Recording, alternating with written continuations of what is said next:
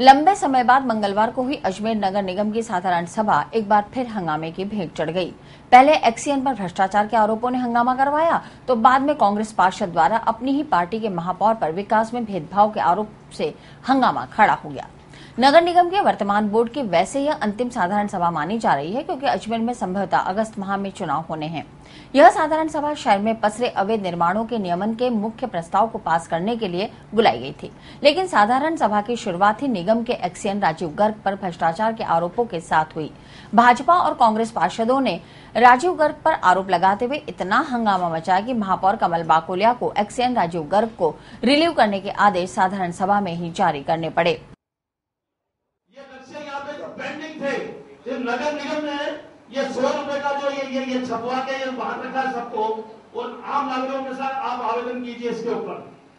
Public इस पे आवेदन कर रही है, उसके बावजूद इसने कहा साहब अजमेर नगर निगम में विजयनगर नगर पालिका का कानून है, जो धारा 2009 अधिनियम उसकी धारा 8 के अंदर सम्माननीय सभापति महोदय पूरा नगर पालिका का शासन आपके माध्यम से, अध्यक्ष के माध्यम से नहीं होगा, तो आपको ये पावर होगा कि आप किसी भी अधिकारी यदि कोई नाक फीताशाही करता है, कोई भ्रष्टाचार करता है या कोई काम नहीं करता है, तो उसके खिलाफ एक्शन लीजिए।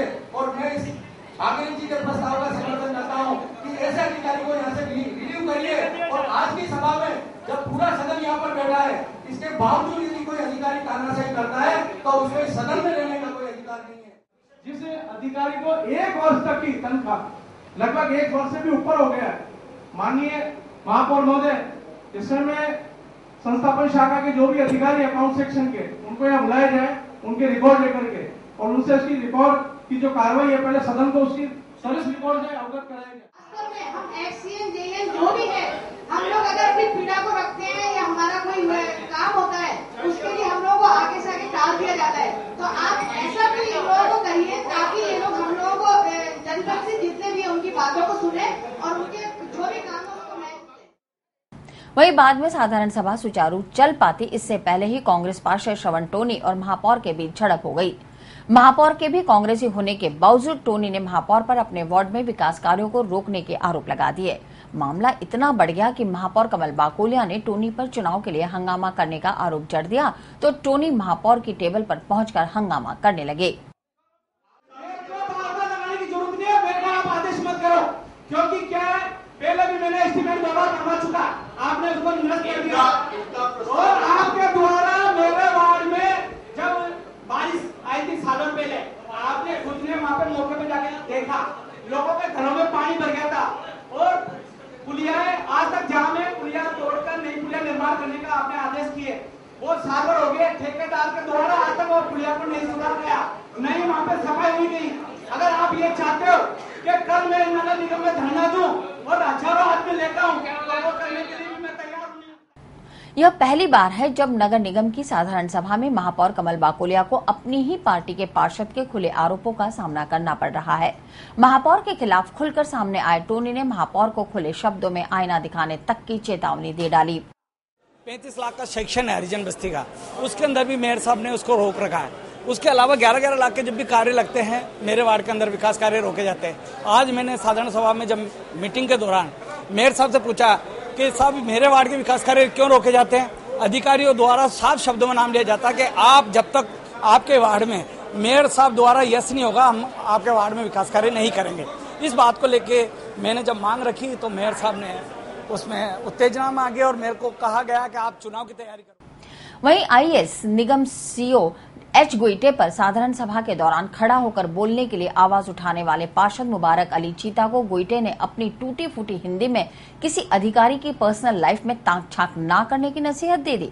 गोइटे ने निगम के कानून का हवाला देकर बताया कि निगम में तैनात कोई भी अधिकारी किसी पार्षद के सवाल का जवाब देने के लिए बाध्य नहीं है। अधिकारी की जवाबदेही मेयर को आउटपुट देने की है। ये एसी का मामला, like first time I arrived here, 2 दिन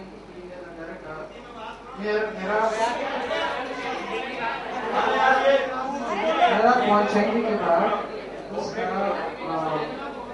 I realized that सबसे कमरा का एसी का काम है, so I thought किसी अधिकारी वाला they should all have AC का जरूरत है। So आपका काउंसिल चैम्बर भी वो काउंसिल परिषद का 4-5 काउंसिल आए थे और वो काउंसिल भी बोला था कि मेरा काउंसिल भी एक AC लगा परिषद रूम भी परिषद चैम्बर भी। अगर आप चाहता नहीं तो कोई बात नहीं, आपका निश्चित है, वो फैसला है, डिसाइड करो। लेकिन इसका सभी सिर्फ म्युनिसिपलिटी नहीं है, दूसरे सभी ऑफिस का AC, not just for officers, staff, lowest सबसे नीचे स्टाफ भी, उसी भी एसी जरूरत है। That's what I feel like. अगर स्टाफ सिर्फ स्टाफ भी नहीं है, लोग वाला भी इसका या वेटिंग रूम में और मेरा मकान ये बंगलों का इनमें एसी उधर फिक्स है। आप if you want to know that, just come and check it out. We're always invited to come. मेरा घर पे आप watch it.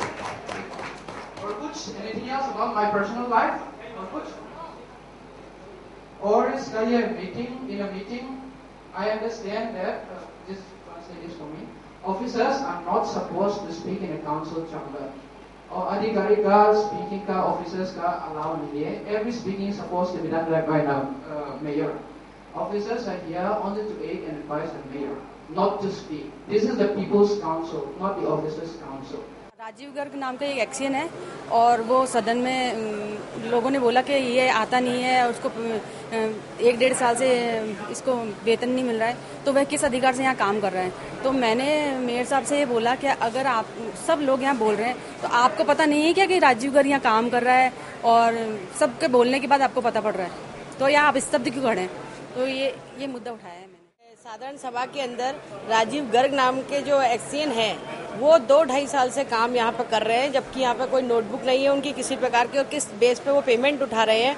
इस बात को लेकर पार्षदों ने सभी ने नाराजगी उठाई है और मेयर साहब से कहा है कि आपको ये बताइए, उस व्यक्ति को यहाँ बुलाइए, वो किसी की भी बात नहीं बन रहा है। ऐसी कौन सी उसमें ताकत है जो इस तरह के आप लोगों की बात को वो तवज्जो नहीं दे रहा है। तो मेयर साहब ने उस बात को सभा में रखा है।